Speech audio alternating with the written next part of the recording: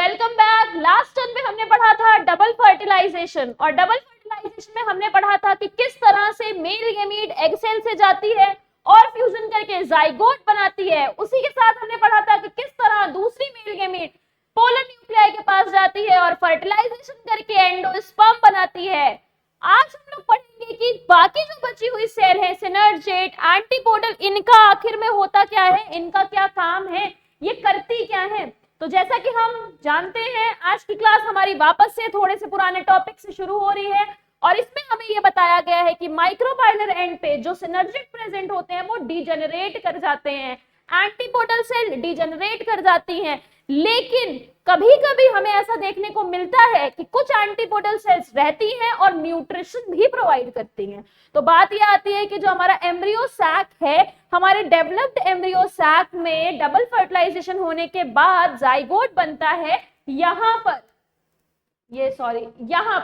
और साथ ही में प्राइमरी एंडोस्पर्म सेल बनती है यहाँ पर। बाकी जो चीजें हैं वो डिजेनरेट हो जाती है। अब जाइगोट एक छोटा सा बच्चा है, छोटा सा बच्चा धीरे धीरे बड़ा होने की पूरी कोशिश करता है। तो जैसा कि आप देख पा रहे हो, जाइगोट के अंदर एक न्यूक्लियस दिख रहा है, फिर आपको यहाँ डेवलपमेंट होके जाइगोट धीरे धीरे बड़ा होने की कोशिश कर रहा है और बड़ा हो गया। जब और बड़ा हो गया फिर हार्ट शेप हो गया। हार्ट शेप होने के बाद ये देखिए रेडिकल दिख रहा है, कॉटिलिडन दिख रहा है, प्लूम्यूल दिख रहा है। अच्छा, बात ये आती है कि प्लूम्यूल क्या होता है, बात ये आती है रेडिकल क्या होता है। तो प्लूम्यूल एक ऐसा रीजन है, आज हम लोग पूरा एंडोस्पर्म डिस्कस करने वाले हैं, जिसमें प्लूम्यूल ऐसा रीजन है जहां से शूट अराइज कर रहा है। यानी कि धरती के ऊपर हमें जो दिखता है वो शूट होता है, धरती के नीचे जो हमें नहीं दिखता है वो रूट होता है। हमें ये तो बचपन से सिखाया गया है, रूट की जड़ें हम लोग ऐसे ऐसे बनाते हैं, शूट हम लोग ऐसे ट्री की तरह बनाते हैं। तो जो हमें दिखता है वो शूट है, जो हमें नहीं दिखता वो रूट है। तो बात ये आती है कि जो प्लूम्यूल है, प्लूम्यूल क्या है, प्लूम्यूल से शूट अराइज कर रहा है, रेडिकल से रूट अराइज कर रहा है। तो बात हम करेंगे पहले हम बात करेंगे एंडोस्पर्म की। क्यों करेंगे हम पहले बात एंडोस्पर्म की? क्योंकि अगर एंडोस्पर्म नहीं होगा तो एम्ब्रियो जिंदा ही नहीं रहेगा, क्योंकि एम्ब्रियो को सारा खाना प्रोवाइड करता है एंडोस्पर्म। एंडोस्पर्म एम्ब्रियो का एक तरह से कह सकते हैं कि न्यूट्रिशन देखता है। अगर एंडोस्पर्म नहीं तो एम्ब्रियो का डेवलपमेंट नहीं हो पाता। तो हमने जो समझा वो हमने ये समझा कि एम्ब्रियो सैक में डबल फर्टिलाइजेशन होने के बाद जाइगोट बनता है और वही जाइगोट धीरे धीरे बड़ा होता है और पहले बनाता है प्रो एम्ब्रियो के बाद बनाता है ग्लोबुलर हार्ट शेप एम्ब्रियो और उसके बाद बनाता है मैच्योर एम्ब्रियो। और मैच्योर एम्ब्रियो के पास radicle, plumule, cotyledon, everything is present. तो अब हम स्टार्ट करते हैं एंडोस्पर्म। क्या है एंडोस्पर्म?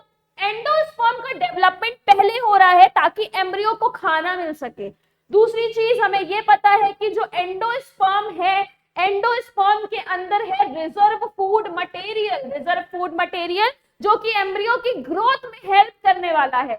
अगर आप इसी में नेक्स्ट देखोगे तो आपको यह पता चलेगा कि जो प्राइमरी एंडोस्पर्म न्यूक्लियस है वो न्यूक्लियर डिवीजन करता जाता है और बनाता है फ्री न्यूक्लियर टाइप एंडोस्पर्म।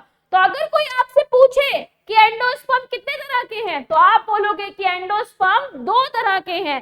पहला होता है फ्री न्यूक्लियर टाइप, दूसरा होता है सेल्यूलर टाइप। इसका एक बहुत अच्छा एग्जांपल हमारी एनसीईआरटी हमें बताती है, जो कि है कोकोनट का जो व्हाइट वाला पोर्शन, गरी, जिसे जो हम लोग जब मंदिर भी जाते हैं गरी हमको मिलता है, जो व्हाइट वाला पोर्शन है जो हम खाते हैं कट ऐसे करके, दैट गरी वाला portion is called as cellular type endosperm. लेकिन जो हम लोग कोकोनट वाटर पीते हैं, स्पेशली जैसे जॉगिंग करने गए तो नारियल पानी पी लिया, बाहर कहीं ऐसे ही गए हैं गर्मी का मौसम है नारियल पानी पी लिया, तो जो वाटर वाला पार्ट है that is free nuclear type endosperm and it contains so many nuclei. Okay, तो हमने क्या पढ़ा कि एंडोस्पर्म में रिजर्व फूड मटेरियल है, और जो रिजर्व फूड मटेरियल है उसमें क्या है, एंडोस्पर्म 2 टाइप का है, फ्री न्यूक्लियर टाइप और साथ ही साथ सेलुलर। जो गरी है वो सेलुलर है, दिखता भी है ना थोड़ा उसका स्ट्रक्चर सेलुलर टाइप्स की, हाँ कुछ ठोस स्ट्रक्चर है, लेकिन जो वाटर है वो एकदम फ्री है, तैर रहा है आराम से, और जो फ्री न्यूक्लियर टाइप उसको बोलते हैं। नेक्स्ट अगर आप यहाँ पे देखोगे, the number of free nuclei form before cellularization varies greatly फिर आपको एग्जाम्पल दिया गया है यहाँ पर टेंडर कोकोनट का। नेक्स्ट देखिए, नेक्स्ट आता है कि कभी कभी क्या होता है कि जो हमारा एंडोस्पर्म है, यानी कि एम्ब्रियो बड़ा हो रहा है, बड़ा हो रहा है, बड़ा हो रहा है, लेकिन वो एंडोस्पर्म को पूरा खा गया, बड़ा होने से पहले ही एंडोस्पर्म खा गया, यानी कि एंडोस्पर्म खत्म हो गया। तो यहाँ पर लिखा हुआ है कि एंडोस्पर्म में either be completely consumed by the developing embryo. अगर एंडोस्पर्म कंप्लीटली कंज्यूम हो जाएगा तो ऐसी सीड को आप बोल देना नॉन एल्ब्यूमिनस। क्या बोल देना? नॉन एल्ब्यूमिनस, या इसको बोल देना एक्स एल्ब्यूमिनस। तो अगर एंडोस्पर्म पूरा खत्म हो गया एम्ब्रियो डेवलप होने से पहले तो ये कहलाता है नॉन एल्ब्यूमिनस, और इसका एग्जाम्पल है P groundnut beans, P groundnut beans.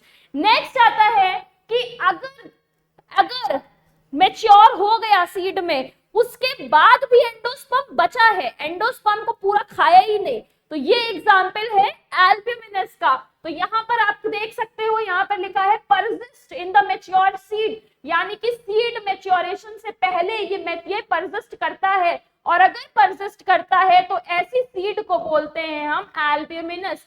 इसका एग्जाम्पल क्या है? इसका एग्जाम्पल में आपका आता है कोकोनट, ये देखो कोकोनट, कैस्टर। तो बात ये आती है कि एंडोस्पर्म का काम तो एम्ब्रियो को खाना देना है, लेकिन जो हमारा एंडोस्पर्म है वो कभी कभी बचा रह जाता है, और जब हमारा एंडोस्पर्म बचा रह जाता है तो ऐसे सीड को हम क्या बोलते हैं? Very good, albuminous. और जब हमारा एंडोस्पर्म खत्म हो जाता है तो उसको हम बोलते हैं, कोई भी रिश्ता खत्म होने के बाद एक्स कहलाता है, तो एक्स एल्ब्यूमिनस। नेक्स्ट अगर आप देखोगे तो नेक्स्ट आता है एम्ब्रियो। क्या है एम्ब्रियो? एम्ब्रियो ये है कि जो हमें खाना पानी देता था, अब वो एम्ब्रियो क्या करता है? तो अगर हम एम्ब्रियो की बात करेंगे तो एम्ब्रियो ही कन्वर्ट होता है, आगे चल के डेवलप होता है, सीड में जाइगोट से एम्ब्रियो बनता है, उससे सीड बनती है। और आपको पता है सेक्सुअल रिप्रोडक्शन का एंड प्रोडक्ट क्या है? हमारा सीड है। अब जो हम सीड के बारे में पढ़ते हैं वो अलग अलग पढ़ते हैं, मोनोकॉट में अलग, डाइकॉट में अलग। मोनोकॉट में कुछ अलग नाम देते हैं, डाइकॉट में कुछ अलग नाम देते हैं। लेकिन अगर हम एम्ब्रियो की एक जनरल बात करें तो इस जनरल बात में ये आता है कि हमारा एम्ब्रियो माइक्रोपाइलर एंड पर डेवलप करता है। कहां डेवलप करता है? माइक्रोपाइलर एंड पर। अच्छा, अब एक लाइन से मैं आपको 4 लाइन बताऊंगी। Embryo develop at the micropylar end of the embryo sac where the zygote is situated। तो बात ये आती है कि जो हमारा एम्ब्रियो है वो माइक्रोपाइलर एंड पर डेवलप हो रहा है जहां पर जाइगोट है। तो कॉमन सेंस लगाते हैं, हमने पढ़ा था कि जहां इंटीग्मेंट नहीं है उस जगह को माइक्रोपाइल बोलते हैं। माइक्रोपाइल जहां होता है वहां सिनर्जिड और एग सेल होता है, और एग सेल के साथ मेल गैमीट फर्टिलाइजेशन करके जाइगोट बनाती है। तो क्या ये लाइन बिल्कुल सही नहीं है कि एम्ब्रियो वही डेवलप करता है जहां माइक्रोपाइलर एंड पे हमारा एम्ब्रियो क्या करता है? डेवलप करता है। क्यों? क्योंकि जाइगोट वही बनता है। Most zygote divide only after certain amount of endosperm is form, यानी कि जाइगोट डिवाइड करने से पहले इधर ऐसे देखता है कि यार एंडोस्पर्म बन रहा है ना, एंडोस्पर्म बन रहा है ना, पता चले मैं बनना तैयार हो जाऊं, मेरे पास तो खाने के लिए खाना ही नहीं है।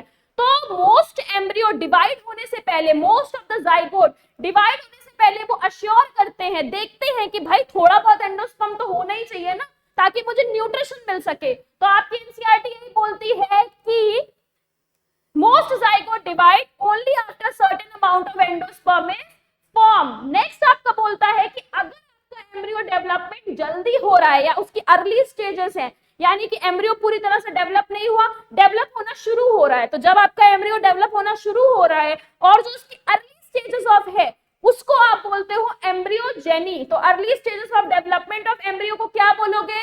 एम्ब्रियोजेनी। नेक्स्ट देखिए, एम्ब्रियोजेनी चाहे मोनोकॉट में हो चाहे डाइकॉट में हो, ये दोनों में सेम होती है। शुरू का जो डेवलपमेंट एम्ब्रियो स्टार्ट करता है वो दोनों में सेम है, लेकिन जो हमारा जाइगोट है वो पहले बनाता है प्रो एम्ब्रियो, उसके बाद बनाता है ग्लोब्यूलर शेप एम्ब्रियो, फिर बनाता है हार्ट शेप, और फिर बनाता है मैच्योर एम्ब्रियो। इसका स्ट्रक्चर अभी हमने यहाँ पर पढ़ रखा था कि पहले क्या बनेगा?